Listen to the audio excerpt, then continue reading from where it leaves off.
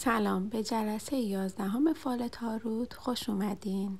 کارت چرخ سرنوشت کارت شماره 10 هستش. عدد 10 عدد کامل شدن، عدد پایان و شروع هستش.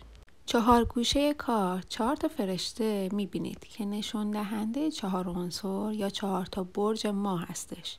ماهای میانی در نظر گرفته میشه. اینجا ما رو میبینید که سقوط به دنیای مادی رو نشون میده و این چرخه که نشون دهنده کره زمین و چرخه زندگی هست.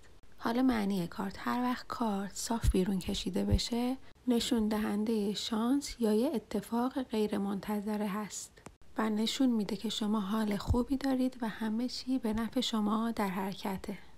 پس از این لحظات خوبتون استفاده کنید. حالا وقتی که کارت اقبال برعکس در بیاد نشون دهنده شکست یا بدشانسی هستش. شما احساس میکنید که زندگی از کنترلتون خارج شده، ولی باید کنترل خودتون حفظ کنید، مسئولیت پذیر باشید تا در مسیر زندگی قرار بگیرین.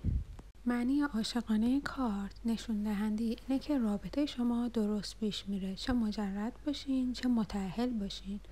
امیدوارم از این آموزش لذت برده باشین.